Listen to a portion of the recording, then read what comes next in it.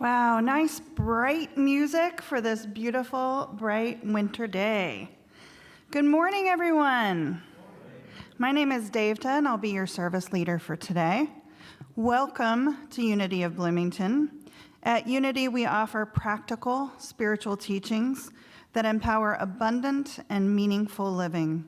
We are a center for spiritual growth, and we provide inspiration, tools, and practices that support people on their path of spiritual growth. Please stand and join us in combining our voices in joyful song.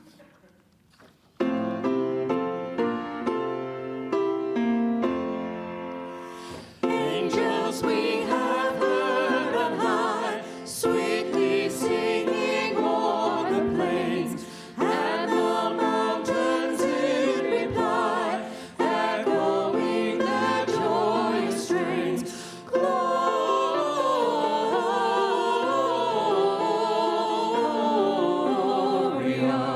in excelsis Deo,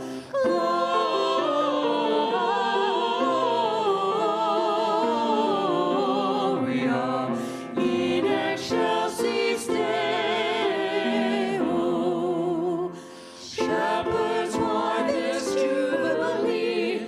Why your joyous strains prolong? Say, what may your tidings be, which inspire your heavenly song? Gloria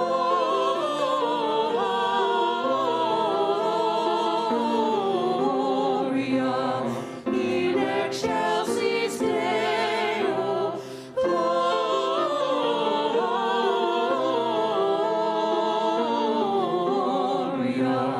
in excelsis Deo. Come to Bethlehem and see him whose birth the angels sing. Come adore on bended knee Christ the Lord, the newborn King.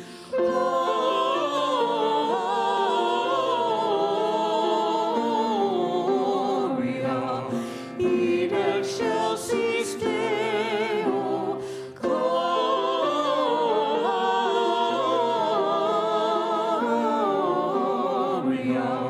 in excelsis Deo.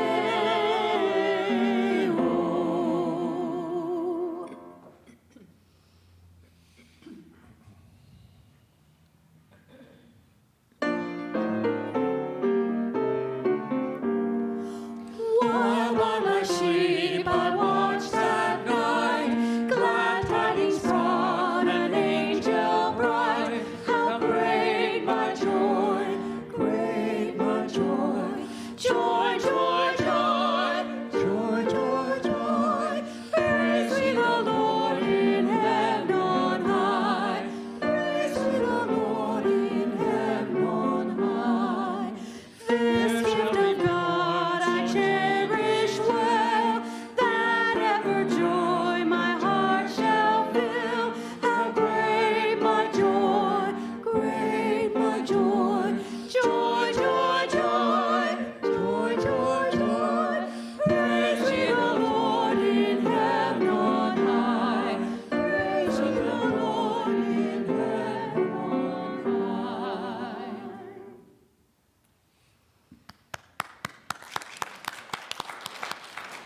Thank you. Please remain standing if you can, and join me in affirming our statement of being. Together? There is only one presence and one power in the universe, God the good, omnipotent. This power expresses life, love, wisdom, and abundance through me. In it I live and move and have my being. Thank you. You may be seated. It's always interesting to sing these traditional carols and yet look at them from the Unity metaphysical perspective. What do angels really mean? What does the birth of the Christ really mean? It's just fascinating to me how we look at things a little bit differently through these songs that we've sung through childhood. At Unity, one way that we empower abundant and meaningful living is by practicing and living our 5 basic principles. I'll first state the principle and then invite you to respond with the affirmation. Are you ready? God is absolute good, everywhere present. We have a spark of divinity within us, the Christ Spirit within. Our very essence is of God, and therefore we are also inherently good. We create our experience of life by the activity of our thinking.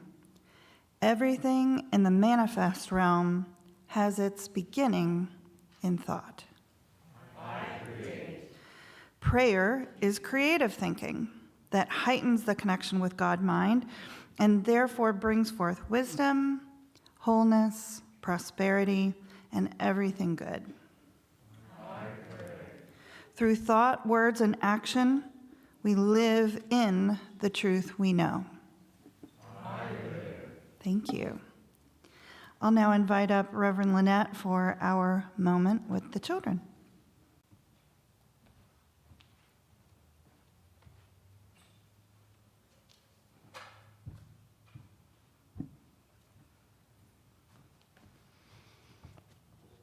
We have one chronological little one here this morning. Good morning, Micah. Oh, he's busy. He's busy. Yeah, we're talking about joy this morning. And frankly, when little ones like Micah, all they have to do is show up. And they bring joy with them. The child in us feels joy at Christmas, in anticipation of Christmas, looking ahead, decorating, all of it. But we often think of ourselves as the recipients of joy. And I want to invite you to think this morning just for a moment about how you might be one of those angels that rejoices and shares joy with someone else. And there are lots and lots of easy ways to do this. It occurred to me this morning that you could put a note on your neighbor's newspaper out in their driveway. No contact even. Baking cookies is always a delightful way to spread the joy and the sweetness of this time of year. But I think that it fills us up to think about how to bring joy into somebody else's life. So at a time of year when we're preoccupied with those Christmas lists and what I want and what am I going to get, I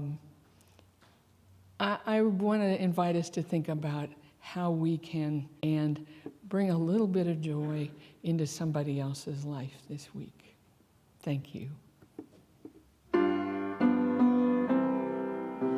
Oh, come, little children, oh, come, one and all. Oh, come to the manger in Bethlehem's stall.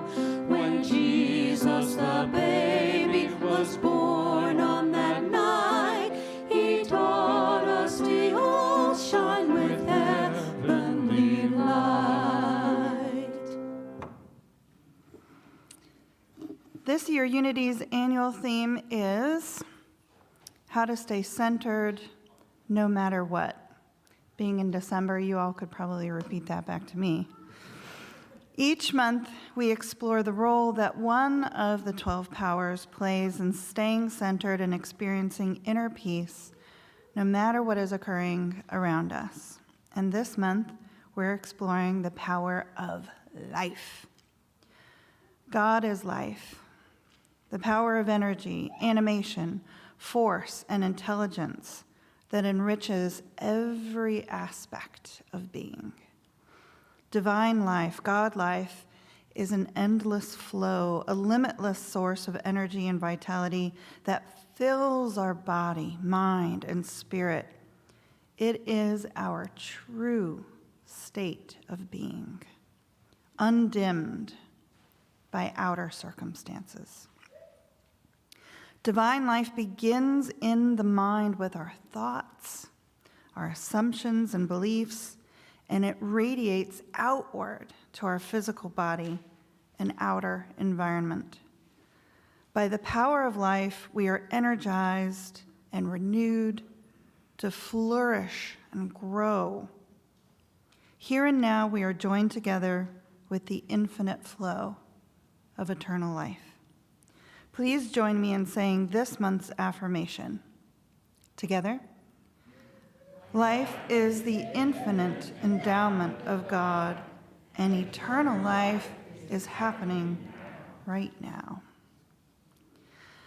I have a couple of announcements that I'd like to highlight. One is Unity's Candlelight Christmas Eve service.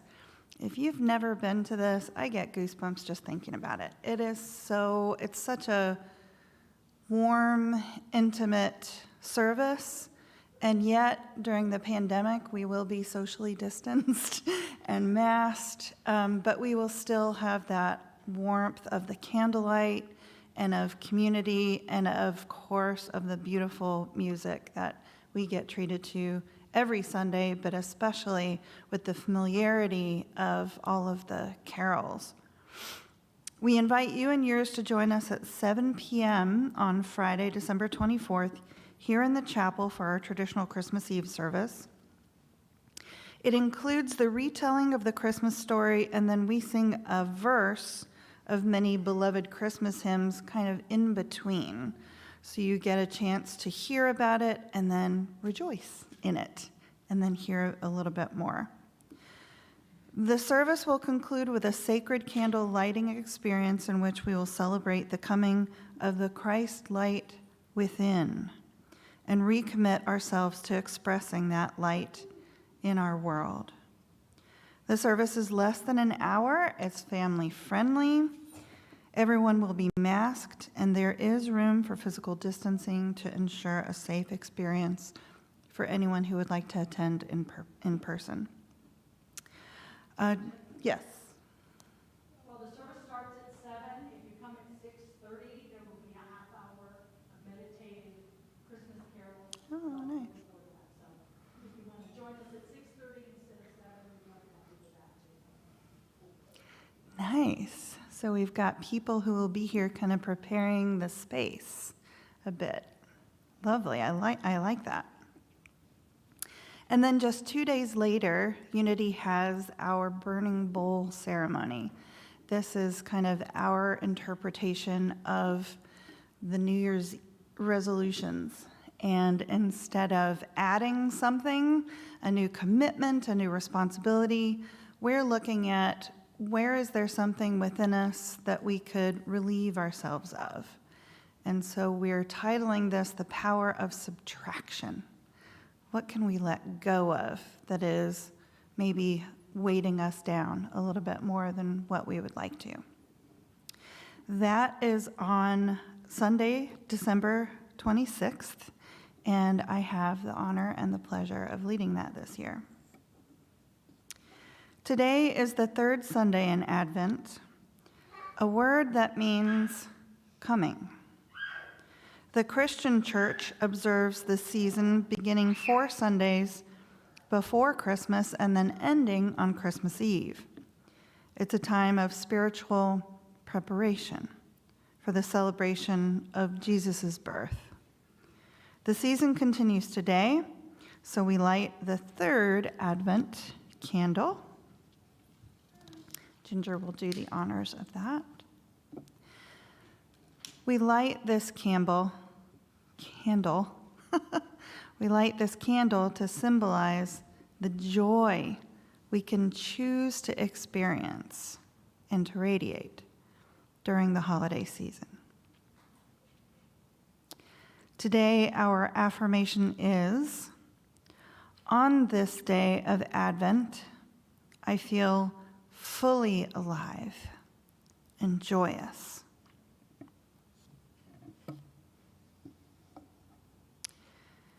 Take a moment now to get relaxed in your chairs as I read the daily word.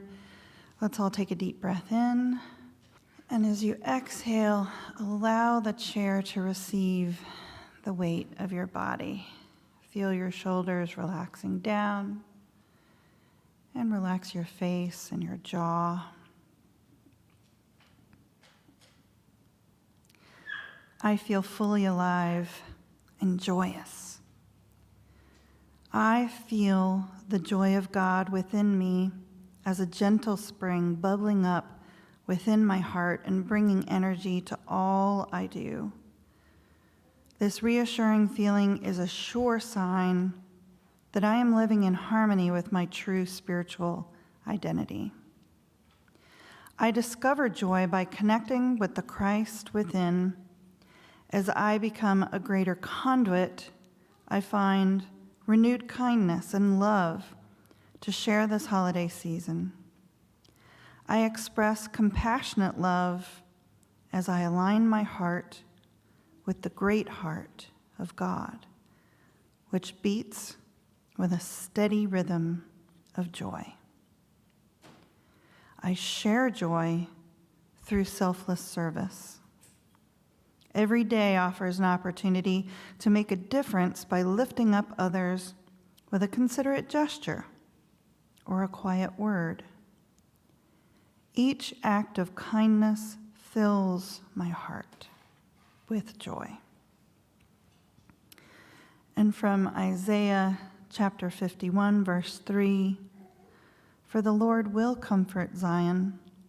Joy and gladness will be found in her, thanksgiving and the voice of song." Now let us join together in speaking the affirmation aloud. Together? On this day of Advent, I feel fully alive and joyous. And now repeat it to yourself silently and really feel the power of these words. On this day of Advent, I feel fully alive and joyous. Today, musical inspiration will be provided by you and our Unity music team. Please stand and join us in singing "Joy to the World." There will be a few measures of interlude in between the verses, so just look up here and we'll let you know when to come in.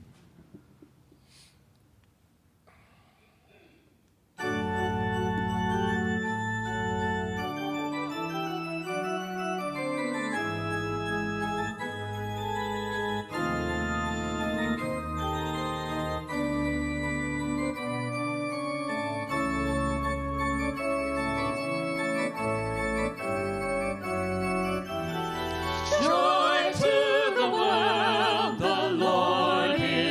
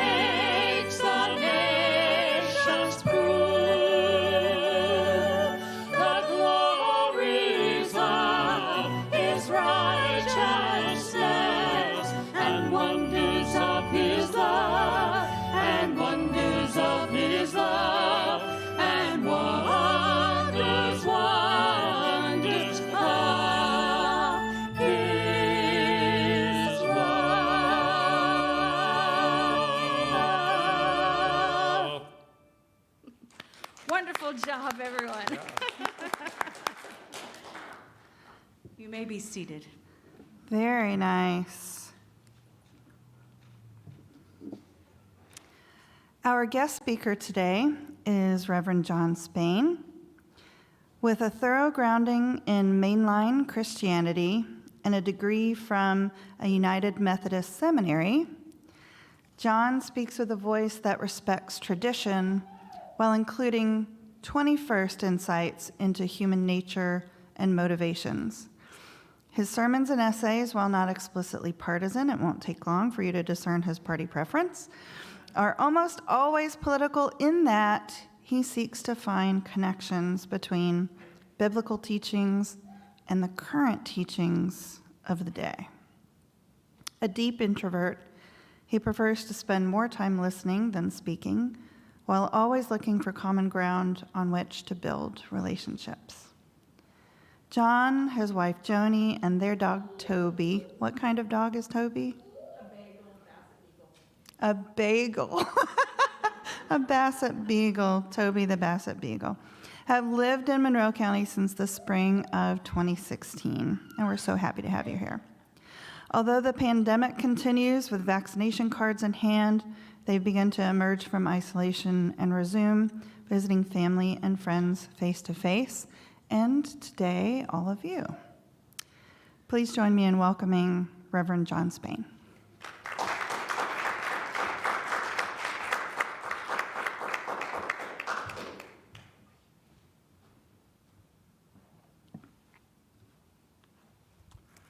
Thank you, David. Well, after all that's been said and sung, I'm not sure I have much to add, but there's always something more to say about joy. Let me begin by thanking you for the opportunity to speak to you on this third Sunday of Advent, and for trusting a Baptist to speak in a month when the topic is eternal life. But no worry, after hearing some of the things I'm about to say, I imagine many of my Baptist colleagues would ask me to stop calling myself a Baptist. We'll see. When Jesus said, "My Father's house has many rooms," maybe he was not just talking about a great celestial city where those who lived a righteous life on earth will dwell for all eternity. I wonder if instead he was saying for those of us who seek to live a spiritual path, there are many different interpretations, many different perspectives, and many different ways to understand eternal life. These understandings can range from, on the one hand, an expectation that when we transition from this life, we move on to another phase of existence where we take our identities and relationships and memories into a great reunion with those who've gone before. And at the other end of this spectrum, we might find words like this: upon passing, when all chemical activity slows down and synthesis stops, the substance of our bodies begins to decay. But even though everything that we would recognize as the substance of us fades away, the energy that composed us continues. The electrons continue to orbit, and the essential energy of us remains. And eventually, when these atoms are reabsorbed into the biosphere, we continue to be part of the substance of ongoing life.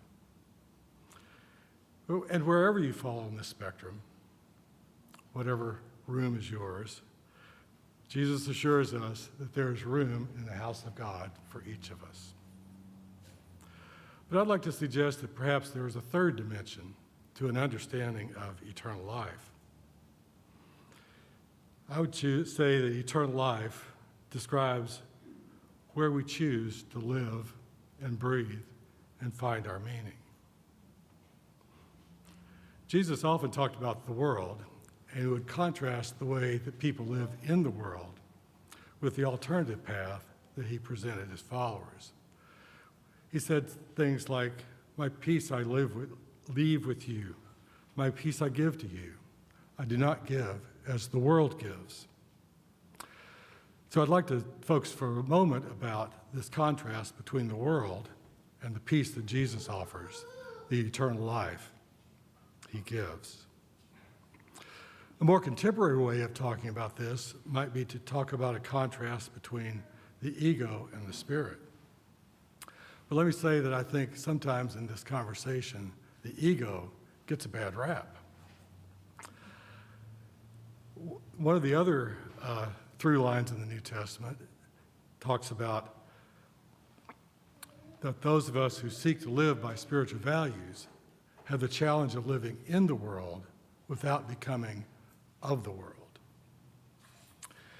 And so I think what the ego can do for us is give us the discernment that we need to distinguish the values of the world from the values of a spiritual journey.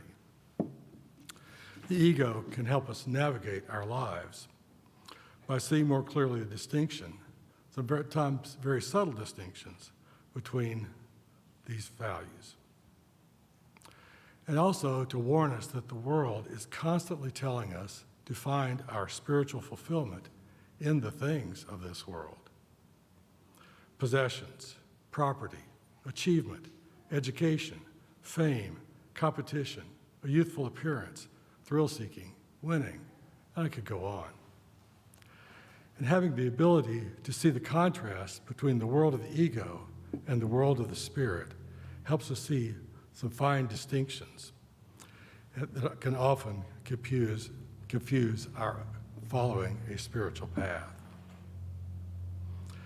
To have an eternal life is to live a life guided by spiritual values and practices, in contrast to living a life guided by the desires and values of the ego. We could call on the ego to help us navigate the world while remembering that the destination of our spiritual journey is always found on higher ground. And how do we know when we're succeeding at living in the world without becoming of the world?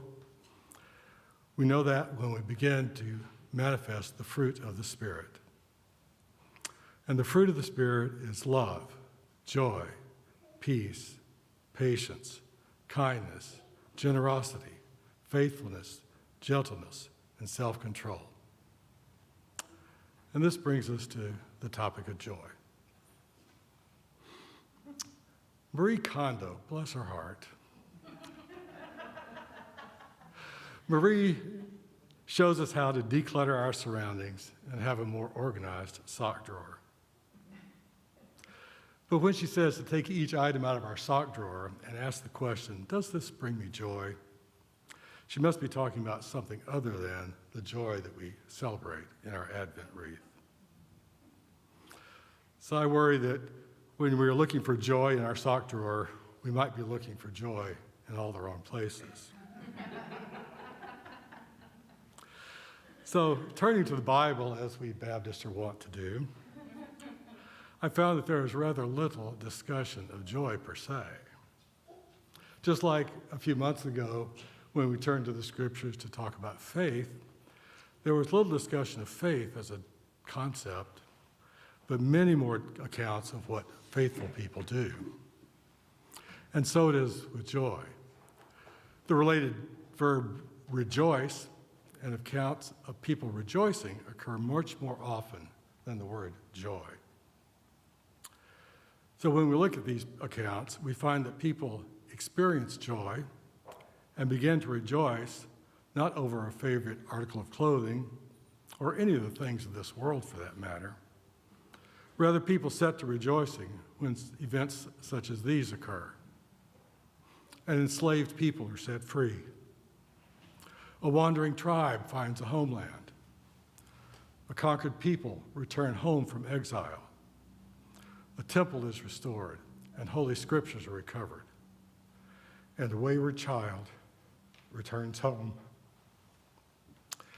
So our challenge in this season of Advent is to celebrate and enjoy the season as the world gives. Enjoy the giving of gifts and the receiving of gifts and the gatherings and the feastings. But let our joy come from working to set the captive free, providing a homeland and a community for the stranger and the immigrant, restoring relationships with the alienated, renewing our spiritual practices and disciplines, and always, always recognizing the Christ in the overlooked, the downtrodden, and the one who's least like ourselves. So, the road to joy. On March 10th, 1970, Kermit the Frog shared these words with the world. It's not that easy being green, having to spend each day the color of leaves, when I think it could be nicer being red or yellow or gold, or something much more colorful like that. It's not easy being green. It seems you blend in with so many other ordinary things. And people tend to pass you over because you're not standing out like flashy sparkles in the water or stars in the sky. But green's the color of spring, and green can be cool and friendly-like, and green can be big like an ocean, or important like a mountain, or tall like a tree. When green is all there is to be, it can make you wonder why. Why wonder? Why wonder? I'm green, and it'll do fine. It's beautiful, and I think it's what I want to be. So with this lament and epiphany, Kermit took the first step out of the world of the ego and into the world of joy. So here are my 3 suggestions for how to navigate the world of the ego and to move into spiritual joy. Step 1, self-acceptance. Self-acceptance relieves us of the need to compare ourselves to others. We no longer desire to posture and position ourselves according to the values of the world. Self-acceptance frees us to own our own reality, chart our own course, and find joy in simply being who we are. Step 2, step off the hedonic treadmill. It's also too easy to confuse joy with pleasure. The Christmas season gives us abundant examples of how we may fall into this confusion. Advertisers tell us to share the joy of Christmas with all kinds of products and gifts. But what happens when we receive a new toy, an article of clothing, or jewelry? We play with the new toy enthusiastically at first, enjoying every moment. Then, all too soon, the novelty fades and we are ready for the next new thing. How quickly our clothing falls out of fashion, and that new jewel no longer sparkles as it first did. As our content grows, we're off on the never-ending search for the next new thing. We are on the hedonic treadmill. Joy eludes us. Now, don't get me wrong, I'm not here trying to recruit you for a life of asceticism. We can find pleasure in the things of this world for a moment. But joy comes from the things that satisfy our deeper longings: connection, companionship, belonging, meaning, fulfillment. The list is long. Step 3, keep looking forward with hope. I will confess that the older I get, the more time I spend looking back on my life. And I think there are 2 primary reasons for this. First of all, clearly there is more of my life behind me than remains in front of me. And second, unlike the future, there is no uncertainty about how the events of the past turned out. Looking back may offer a measure of comfort in a fast-paced, changing world. But looking back has its pitfalls. Too often as I look back, I have a tendency to fall into the snare of thinking of all the things I might have done differently. Yes, we can and should learn from the past, but we cannot go back and undo past decisions. We cannot go back and take a different course of study, or choose a different life partner, or move away from home sooner. The Hebrew people were constantly reminded to look back on their history. But their purpose of looking back was not to find comfort in the certainty of the past. Their looking back was not to catalog the injustices that they experienced and continue to experience to this day. Their looking back was not to recite their grievances and to demand retribution. No, their looking back was to remind them of how far they've come as a people, of how the strength of their bonds of community sustained them in times of hardship and depression. Further, looking back reminds them to identify with the ones who are oppressed in this day, because they know what it's like to suffer oppression. Looking back inspires their compassion for those who suffered as their ancestors suffered. But most importantly, looking back reminds them to see the hand of God at work in their history. And seeing the mighty works of God in the past provides the inspiration to continue to climb the holy mountain and to continue to work to build a promised land where justice rolls down like the waters and righteousness an ever-flowing stream. So in conclusion, during the season of Advent, let us take time to reflect on the meaning of the incarnation and the birth of Jesus. In this story, let us realize that it is the experiences and challenges of this life, this human experience, this challenge of learning to live in the world without losing ourselves to the ways of the world. This is how we find and experience God. And to experience the joy of Advent, let us stop looking for joy in all the wrong places. Do the work of making peace with our past.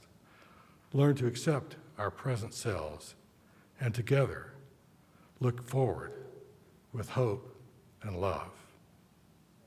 Joy to the world. Let every heart prepare.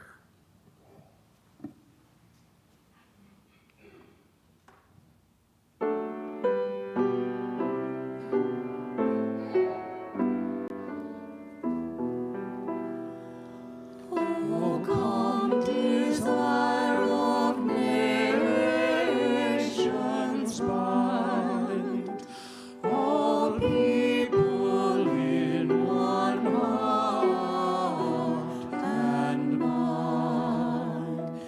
Bid envy, strife, and quarrel cease. Fill the whole world with heaven's peace. Rejoice, rejoice,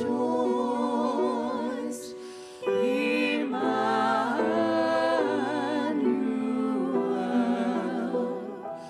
shall come to thee, O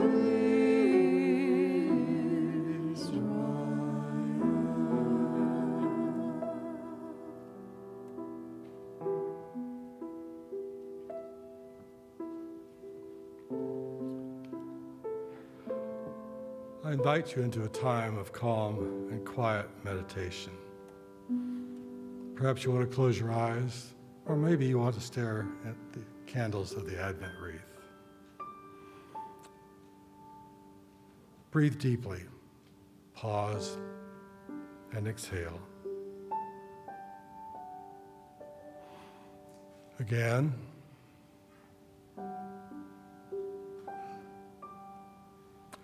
Quiet your mind.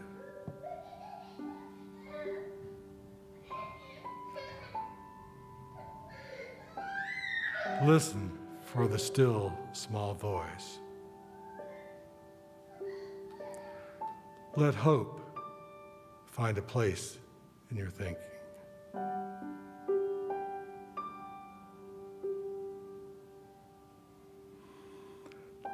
Listen for the still, small voice. Let peace find a place in your mind.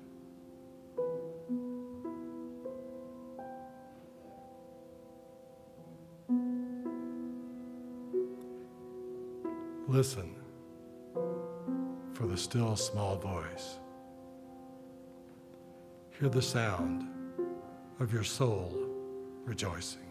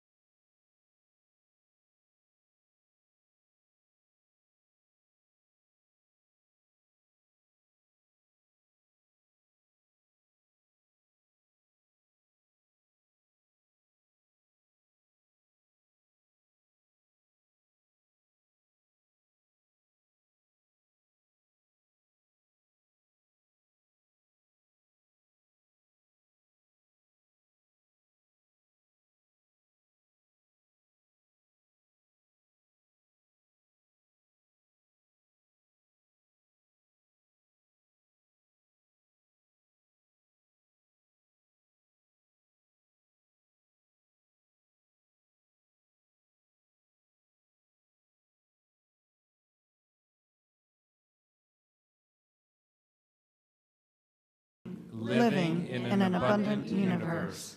God is the source of my supply. I am not dependent on people or situations for my good. God is the source of my supply. I always have something to give, and I consistently give it. I expect the best, I give my best, and I now attract the best in every experience.